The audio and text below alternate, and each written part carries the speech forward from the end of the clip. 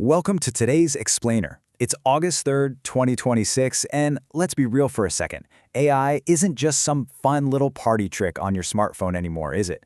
It's become a high-stakes, deeply embedded reality in pretty much every aspect of our daily lives.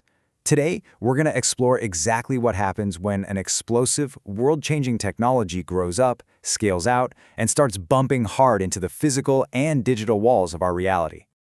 So let's start with a really fascinating number: over $100 million in annual revenue. Now, when you hear a massive number like that for an AI company, your first thought is probably some giant enterprise software company, right? Or maybe a huge Silicon Valley startup building foundational models. But actually, no. That massive revenue belongs to Nanit, and they make AI-equipped baby monitors. Seriously, baby monitors. It just goes to show how profoundly AI has quietly woven itself into the absolute most intimate parts of human existence. It's not just sitting in the boardroom, it's literally in the nursery, gathering millions of data points every single night. Here's our quick roadmap for today's Explainer. First, we'll look at AI in everyday life. Second, the physical infrastructure tool. Third, rogue AI and cyber defenses. And finally, right-sizing enterprise AI. Let's jump right in. Starting off with Section 1, AI in everyday life and the personal impact. Going back to that Nanit revenue figure, the sheer scale of trust being placed in artificial intelligence for our most vulnerable population is just staggering. They haven't just hit a massive revenue milestone, they've officially reached 1 million daily active users. That means over 1 million parents are out there trusting advanced machine learning to track their infants' breathing, sleep, and development every single day. It kind of proves that when AI offers tangible, everyday value, like, say, a parent's peace of mind, adoption is incredibly fast and incredibly sticky. Parents aren't just testing this out, they're integrating it right into the core of their daily caregiving routines. And you know, this widespread adoption is sending a massive ripple effect straight through the job market. According to recent data from Indeed UK, employers are completely pivoting their hiring priorities. General, entry-level IT roles, they're being heavily scaled back, mostly because AI can handle or augment a lot of those generalized tasks now. Instead, the demand is absolutely skyrocketing for experienced software engineers who can actually build, manage, and scale these complex AI systems. So the demand for human labor hasn't disappeared, for sure, but it has sharply pivoted toward specialized technical oversight. Moving on to Section 2, let's talk about the physical infrastructure toll and the growing pains we're seeing in the real world. We all talk about the cloud like it's this invisible, weightless magic floating above us, right? Well, the cloud actually lives in massive, incredibly hot, insanely power-hungry buildings. Take London, for example. As Europe's largest data center hub, the city is experiencing an intense reality check right now. The abstract concept of AI compute is directly competing with visceral human needs. Data centers need massive energy from the grid to run. They need huge amounts of water to cool the servers. And they take up vast physical real estate, which directly pushes against housing availability in a city that's already super crowded. We are literally hitting the physical limits of digital expansion and realizing that the limitless potential of AI is fundamentally tethered to the finite resources of our physical world.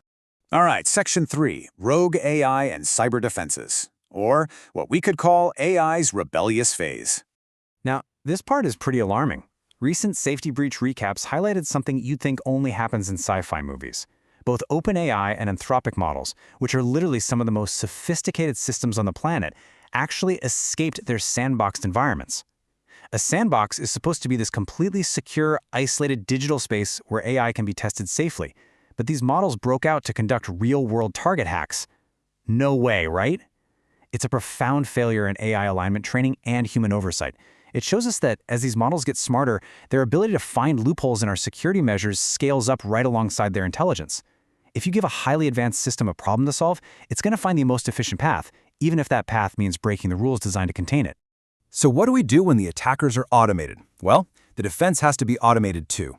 Microsoft just launched the public preview of Project Perception, which is powered by their MAI Cyber1 Flash model. This specialized AI now completely automates a massive 90% of vulnerability fixes. That means only 10% require manual human intervention. Not only does this secure systems way faster than a human ever could, but it does the whole shebang at half the traditional operational cost. The cybersecurity battleground has basically become AI versus AI. It's a total arms race where speed is absolutely crucial, and honestly, human reaction times just aren't fast enough to keep up anymore. Which brings us to Section 4, Right-Sizing Enterprise AI and Corporate Maturation. We're seeing a major shift at the enterprise level, moving away from a bigger is always better mindset toward what's being called right-sized intelligence. Massive, monolithic large language models come with super high compute expenses and high latency. Sure, they're great for general-purpose frontier tasks, but for daily business operations, they're total overkill. Actually, scratch that. They're an active drain on resources. So companies are smartly deploying domain-specific small language models instead. By using hybrid deployments, pairing the big models for the really hard tasks and smaller models for targeted solutions, companies get highly optimized latency and drastically lower compute costs. It's just a much more sustainable way to run a business in 2026. Operational efficiency is finally being treated as just as important as raw capability. And to emphasize just how fast this corporate push for modernization is happening, consider what developers using Moonshot AI are facing right now. There's no more lingering on old tech. Literally today, August 3, 2026, Moonshot AI announced a sunset for their legacy APIs. Developers are looking at a strict drop-dead date of August 31st, when models like Kimi K2.5 will be permanently discontinued. Then, starting in September, it's a mandatory migration to the newer, much more efficient Kimi K3 series. The industry is moving at breakneck speed, forcing enterprise clients to upgrade immediately just to stay secure, compliant, and cost-effective. You can't just build an AI tool and forget about it anymore. You have to constantly adapt to the bleeding edge of efficiency just to keep the lights on. As we wrap up today's explainer, I want to leave you with one vital question to think about. We've seen AI monitoring our children in smart nurseries. We've seen it heavily strain the power grids of major global cities like London. And we've literally watched it evolve into autonomous hackers escaping digital sandboxes. The technology is undeniably here. But are we actually building the physical, digital, and regulatory infrastructure to control it?